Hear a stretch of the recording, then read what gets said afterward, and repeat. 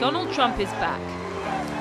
Having retaken the White House as the 47th President of the United States of America. This will forever be remembered as the day the American people regained control of their country.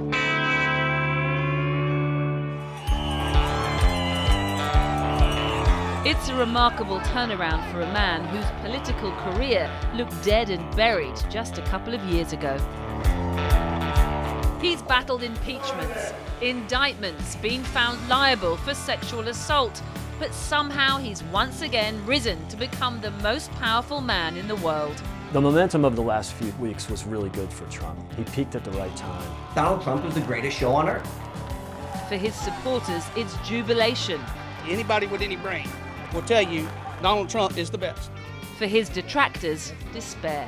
The United States would rather have a misogynist leader who's been convicted of sexual misconduct and assault rather than a woman president. So how did he do it? How did he convince America that despite his legal troubles, despite his role in the attack on the Capitol 4 years ago, that he was the man to lead America once again?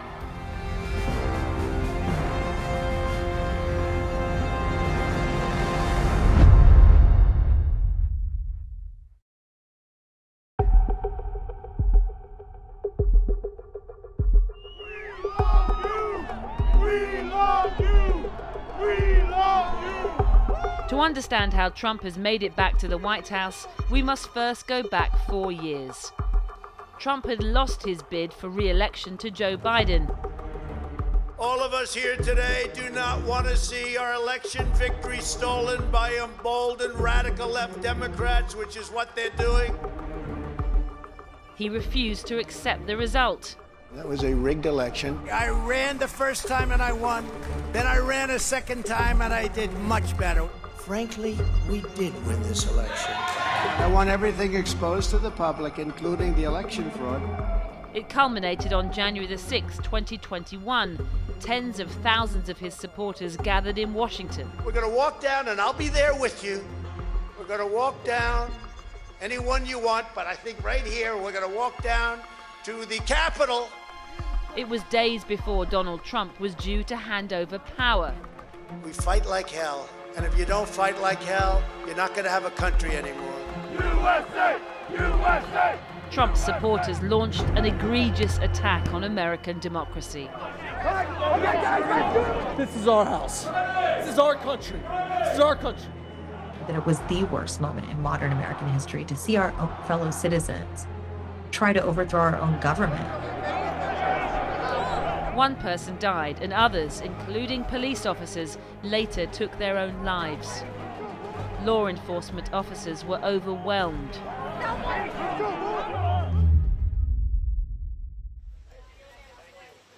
Pundits and politicians were quick to say that was it for America's 45th president. President Trump is a failed leader.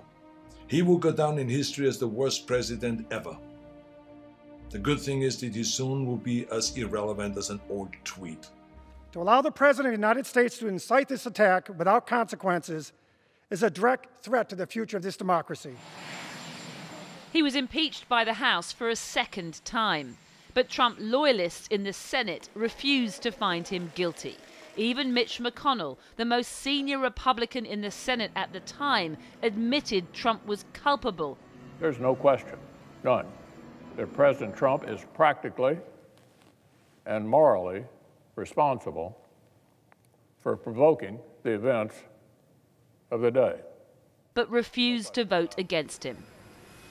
So impeached but not convicted, Trump's reputation was hanging by a thread, and the Republican Party seemed certain to move on. Candidates that he endorsed failed to shine. Guys, I just found out we have the enemy back there. The fake news. Enemy of the people. It seemed the magic had died, but Trump had other ideas and wasn't willing to give up the spotlight. He was going to run again. America's comeback starts right now. I thought after Jan 6, Trump is done, right? There's no way he could come back from this. He surely made some mistakes, one of which was January 6th, which was disgraceful. People are looking back and think, not a good day, but I care about the economy, I care about foreign policy, I care about the open border, and if a bunch of loonies want to run around the Capitol wearing a deer hat or whatever it was, that's stupid, but it's not changing my life. Trump supporters were happy to move on from January the 6th, but almost as quickly as the prospect of a Trump resurrection took hold, a tidal wave of new legal troubles hit his campaign. Former President Trump indicted on dozens of counts. He is the first former president to ever face criminal charges. Just months after his announcement, Trump was indicted for a case he thought was long dead. Hi, everyone. Accused of paying hush money to a porn star, Stormy Daniels, to influence the 2016 election. Donald Trump is today leaving this court, the former president, as a convicted criminal. He would be found guilty again earlier this year when a judge found him liable for sexual assault against the writer E. Jean Carroll in a case dating back to the 1990s. And then came the criminal indictments from his time in office. We begin tonight with breaking news. In Florida, FBI agents raided the former president's home amid accusations of mishandling confidential documents. ABC News is learning of an FBI search of the primary residence of former President Trump. It's a remarkable development. In Washington, D.C., there were more charges over alleged attempts to overthrow the 2020 election. So what are we going to do here, folks? I only need 11,000 votes. Fellas, I need 11,000 votes. Give me a break. And allegations from a Georgia prosecutor that Trump led a conspiracy to overturn the vote there. An historic moment, a mugshot for the ages. A lot of people thought that Donald Trump's legal problems, being embroiled in 4 different legal cases, 3 federal, 1 state, would have been a distraction for him and a benefit to the Democratic nominee. Charges are still outstanding, with Trump arguing he is protected by presidential immunity. The indictments really helped Trump.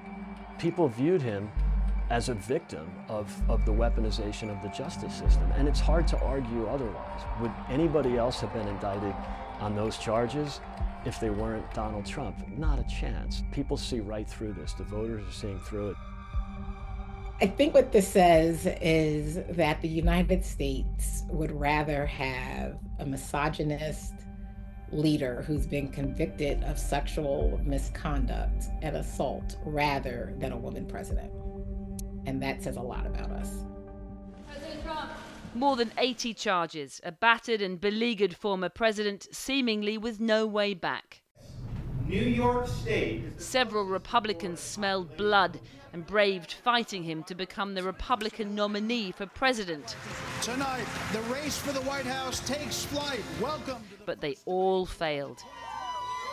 Trump stayed above the fray, behaving like an incumbent and not just another candidate. It was a winning move. Donald Trump never showed up to any of those debates. And that became the moment in which I believe the party resigned itself to him being the standard bearer, him being the person on the ballot for election 2024, and no forces being able to topple him from that perch.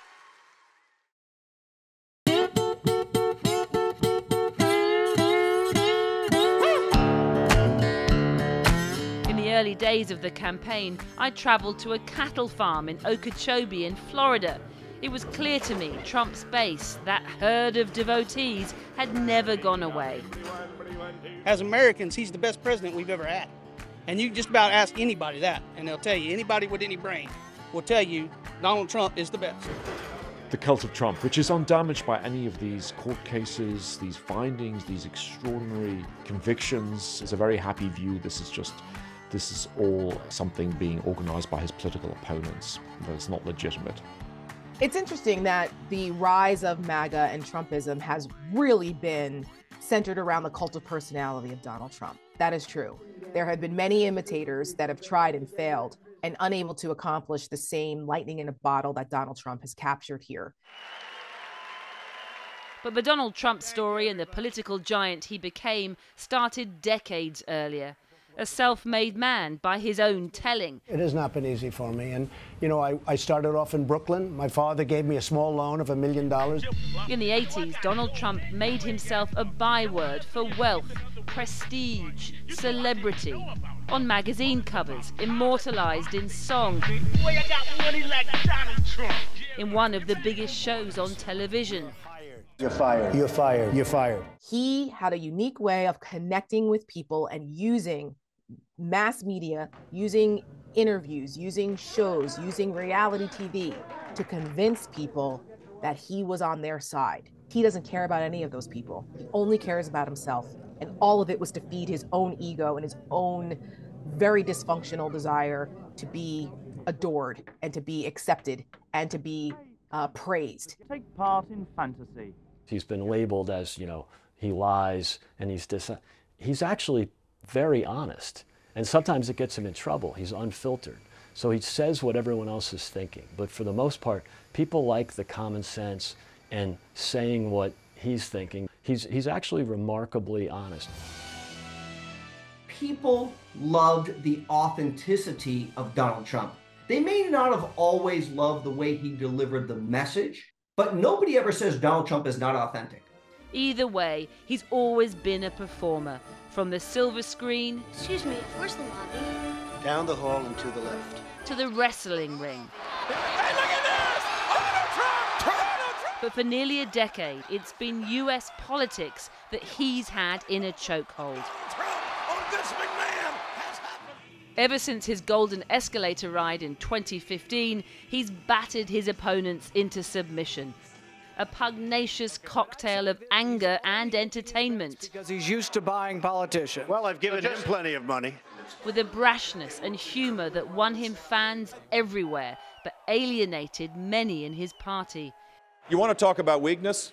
It's weak to disparage women. The reality is the party doesn't like Donald Trump, didn't like Donald Trump. This wasn't a handoff from the party to Donald Trump. This was a hostile takeover. Okay, we came in and kicked the door down and said it's our party now. Okay, because that's what Donald Trump does. It all led him to the White House in 2016, but after losing in 2020, he vowed to return for this year's rematch. On the campaign trail, his opponent, Joe Biden, was showing his age and apparent infirmity. It made the 79-year-old Trump look dynamic.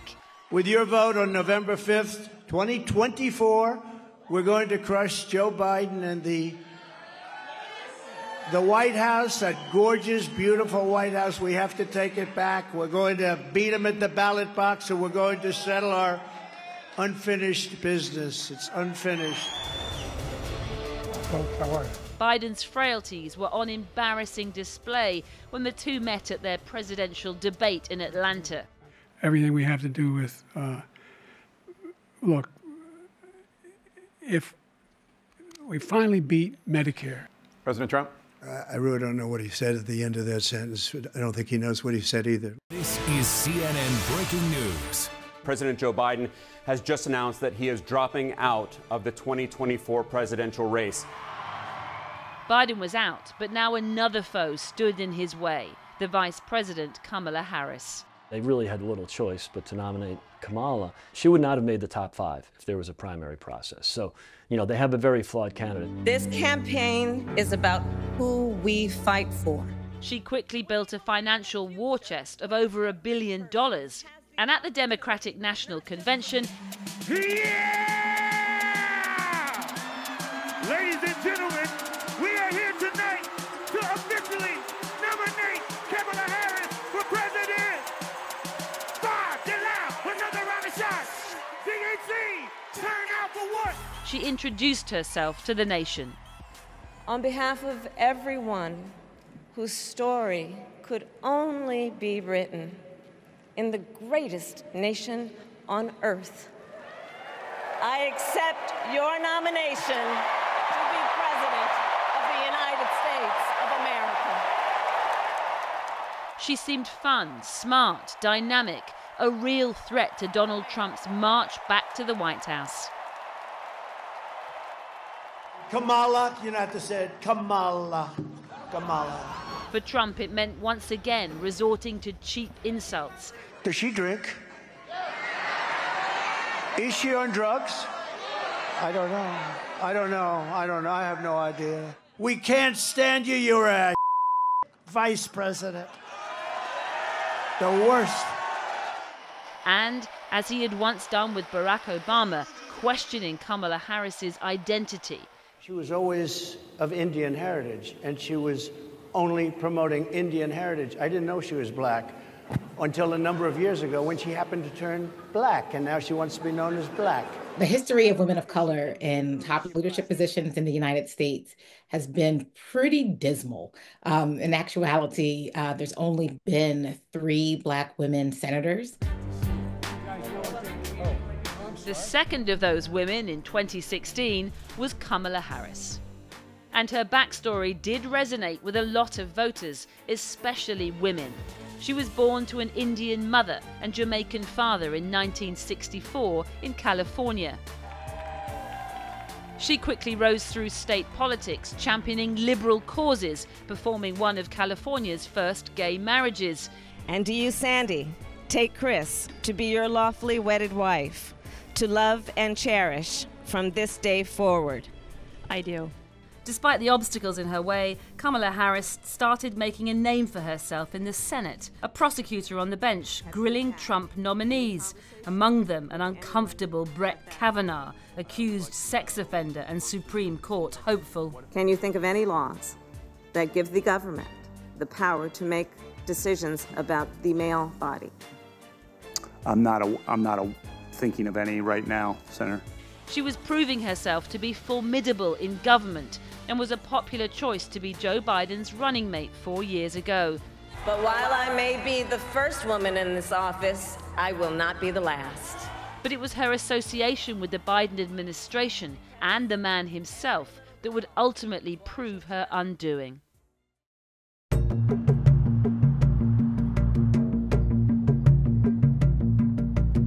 I've spent the past 4 years crisscrossing America, and in this election campaign, one issue has dominated above all others: the cost of living.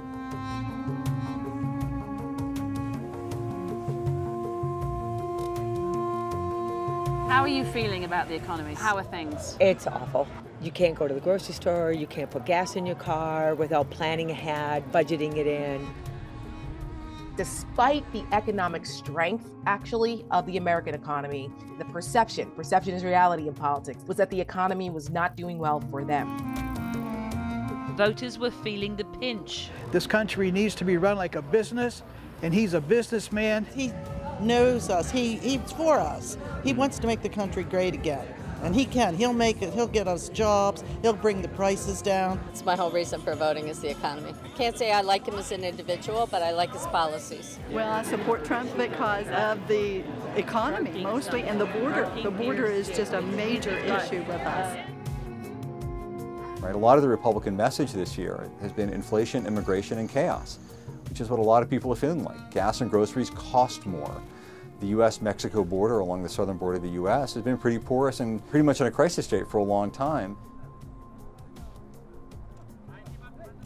Many communities are feeling that they don't have enough resources to deal with the influx of immigrants who are coming to this country.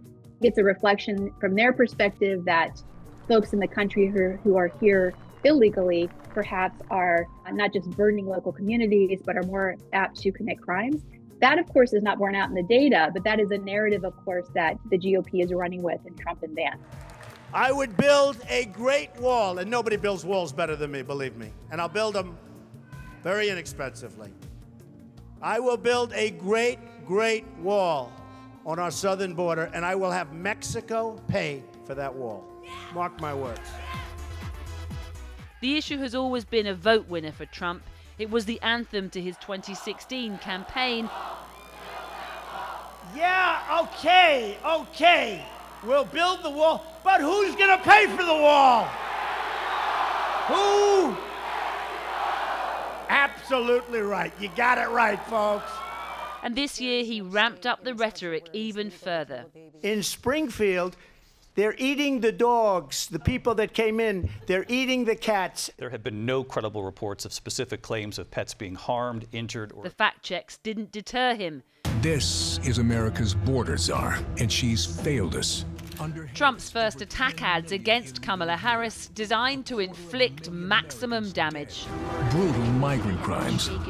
And ISIS now here. With the crisis at the southern border growing, with the prices on grocery shelves, the price of daily commodities not coming down, core inflation continuing to be a problem, while the administration kept telling us everything's fine, people in general in various parts of the country started to tie that back to Biden and started to characterize that as a failure. Trump was able to lay the failures of the Biden administration onto the shoulders of the vice president. She never really went deeper with exactly how she would be different than Biden. And I think that was essentially the nail in the coffin, is not divorcing herself from Biden's time in the White House. People wanted a feeling that they could have something else in her, a totally different kind of candidate that would not continue Biden's first term. And she wasn't able to give that assurance. American elections are fought over years, not months. And despite rolling out as much firepower as she could, Kamala Harris ran out of time to make her case. The American people didn't really know Kamala Harris. Even though she was vice president for 4 years, she was behind the scenes. Most vice presidents are. It's not atypical. I will sign it into law. There was one issue, though, that she managed to put front and center of the campaign: the right to an abortion. Just breaking in the last few minutes is this. The United States Supreme Court has voted to overturn abortion rights. Draft opinion shows. Roe v. Wade is going to go. How dare they? How dare they tell a woman what she can do and cannot do with her own body?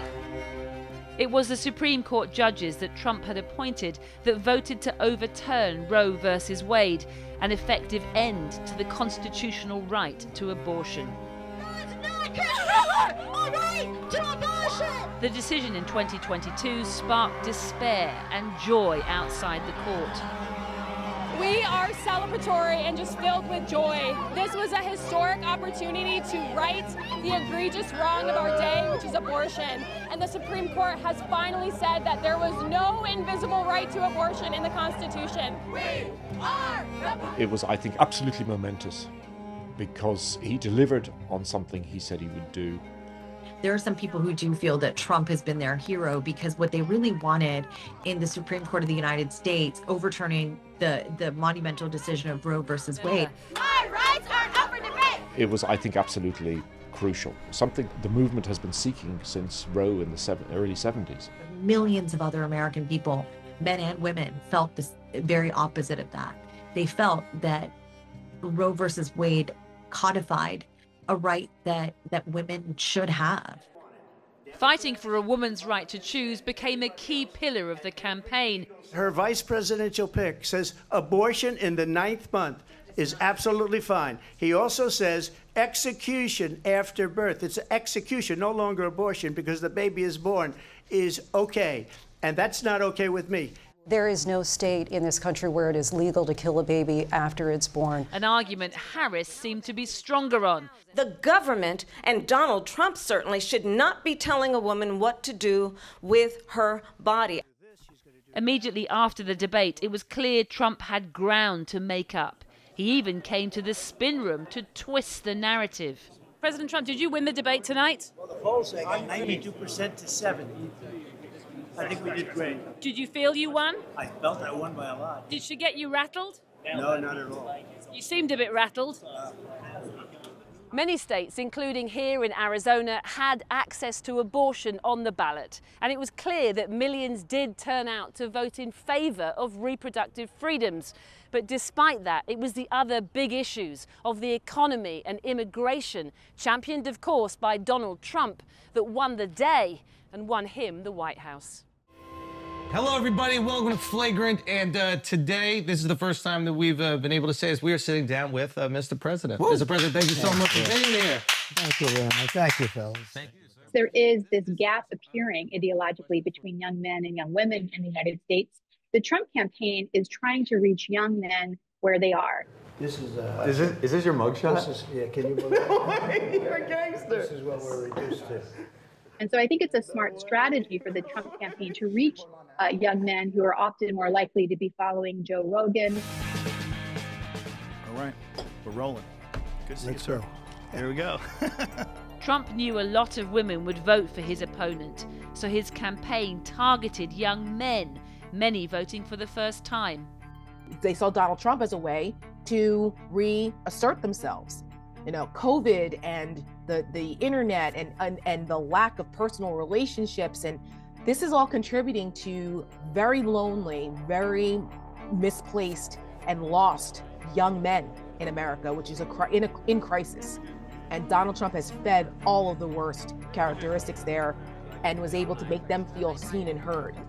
That's a powerful tool, particularly in politics.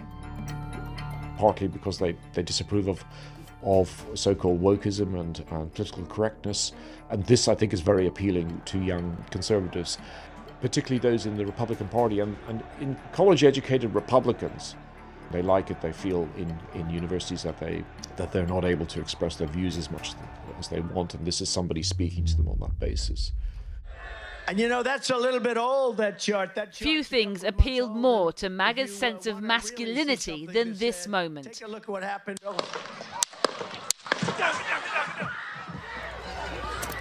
The attempted assassination of a former president, the blood, the defiance, the fist.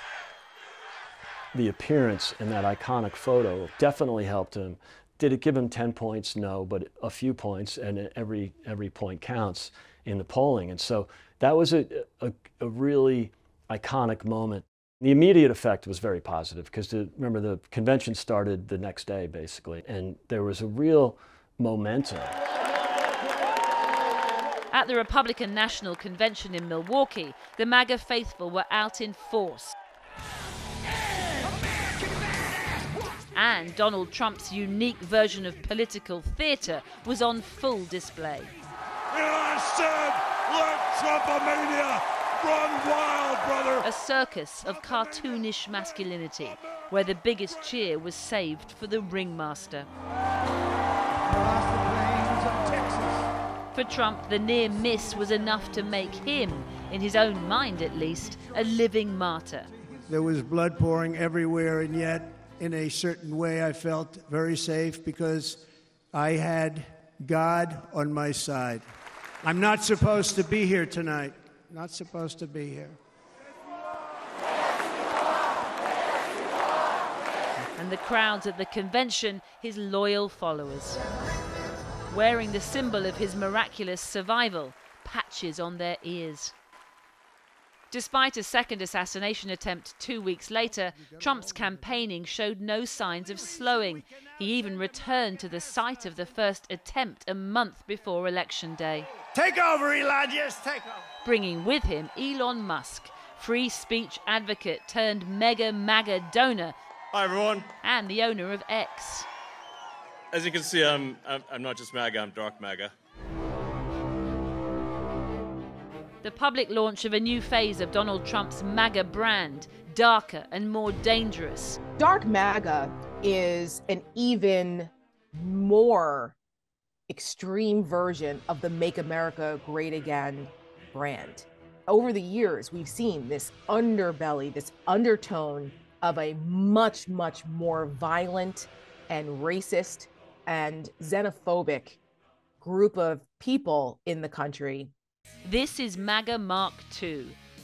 And what does that mean for the party? Well, Trump has taken over the Republican Party almost completely. They will have to assess how successful it has been to have this kind of grievance politics, this kind of protectionist politics, this kind of commitment to a rhetoric of violence and nationalism. Trumpism, MAGA, has not been repudiated. It's been empowered. And if this is what the future of the party looks like, they need to call it something else, because it's not your grandfather's Republican Party anymore. The Republicans have 4 years to work that out. But for now, Donald Trump has climbed back up to the peak of politics in America. And of course, questions are being asked of the Democrats. In the last few weeks, Kamala Harris's campaign was fueled by an apocalyptic vision of what 4 more years of Donald Trump would do to the country. Donald Trump has become more confused, more unstable, and more angry. And it is clear he has become increasingly unhinged. She's kind of shifted in her campaign strategy from, you know, hope and joy and happiness, which, as funny as it was working for her. I'm not really sure why, but she went completely negative. She went with, you know, the country is evil. You know, we have an evil past. Trump is a fascist, and he's Nazi, and he's Hitler. It just was like this campaign of hate, and it backfired. It really backfired, because when she started doing it, Trump's numbers went up, and he ended up, ironically, being the campaign of optimism and happiness, and that was a brilliant shift in the last few weeks. The claims Trump would often praise Hitler came from his former chief of staff. Trump denies saying it, but he himself seemed only too happy to play up to his strongman credentials. He says, "You're not going to be a dictator, are you?" I said, "No, no, no, other than day one." Trump now re-entering the White House, I think what we really ought to be scared of is the words that he very plainly put out in the public sphere in this run, which was that he would be a dictator on day one. We never have heard that kind of talk from anybody seeking the American presidency, not in the past and not in the modern era. So now we embark on Trump's second term. Whether it's filled with optimism and happiness, as his supporters claim, will only become clear in the months and years after he is sworn in.